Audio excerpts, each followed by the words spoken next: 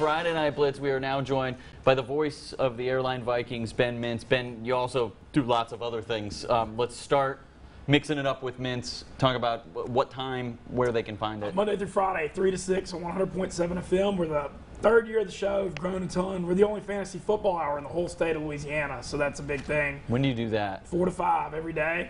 We do fantasy football. We do a lot of point spreads, talk a lot of college football, pro football, and it's going great. Just so thankful and blessed to have a job I love and be supported by the You go back over to Mississippi very much so you can bet on sports? I go over there to play some poker every now and then and go watch Ole Miss listen to football games. But that's probably about it. Other Mississippi trips right now.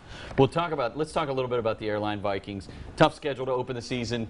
Starting to really play some good football, coming into their own. They've picked a quarterback finally, and I like the decision because now you get Jordan Gladney as a receiver as well. I think they've made the best of a tough situation. Brad Freeman, Jordan Gladney, both great leaders. Nobody's got a negative word to say about each of them. And what a compromise Coach Meeks has come up with where, to be able to get both of them on the field. And Coach Meeks is a wide-open offense. I can't wait to see what the bag of tricks is going to look like during 1-5-8 play. I think there's going to be a lot of trick plays, a lot of crazy stuff coming. And happy for Brad Freeman.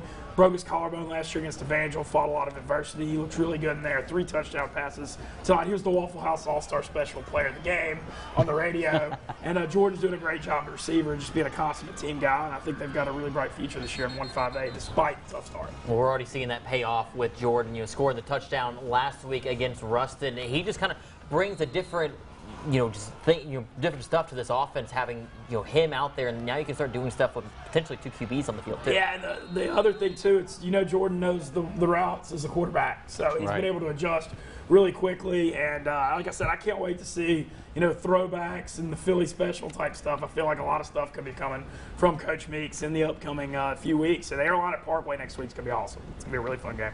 You're talking about that tough district. You mentioned Evangel a little bit earlier. You got the Airline Parkway game, which is always one that goes down to the wire. Just week in and week out, there's never an easy game in this district. That's what's so fun, though, is because it's so unpredictable. And 1-4A is the same way. You literally never know what's going to happen in any of these matchups. We saw it tonight when Houghton went to Bird and won.